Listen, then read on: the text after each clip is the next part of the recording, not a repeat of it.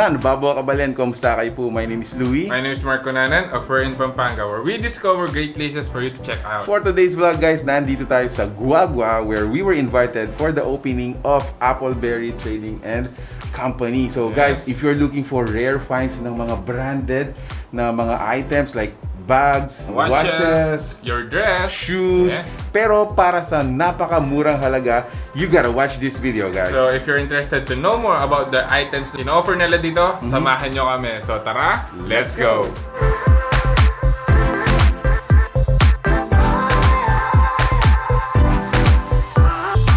Ako po'y Rob Sikia, meto nga fashion designer kaya Pampanga at kaluguran kaya pong matalik ing mikibanding yan ikim memukla butik ing Appleberry.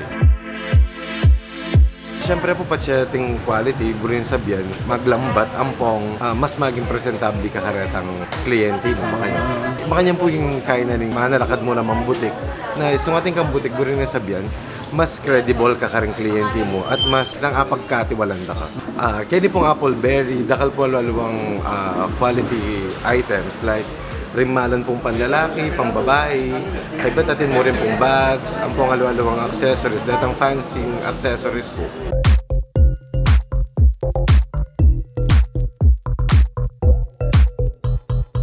Basically dito sa Appleberry, makikita nyo meron tayong mga bags, meron tayong mga shoes and slippers, meron din tayong mga high-end watches. Alright. Yan, no? Rare to find. Yes, mga Michael Kors. Yan. And at the same time, meron din tayong mga pambabaeng damit dito.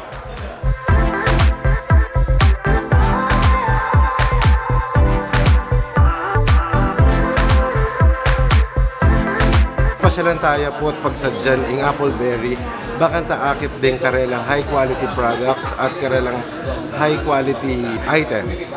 Yan po, pasyalan tayo po at kening lelem isang ban maragul keniking Guagua. Dakal pong salamat.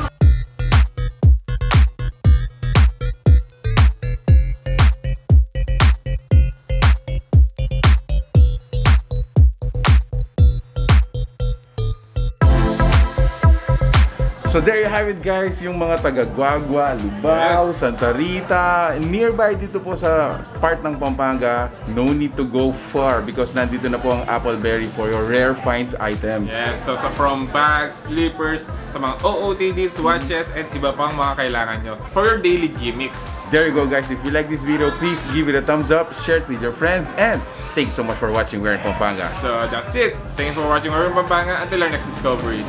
Peace out. Bye guys.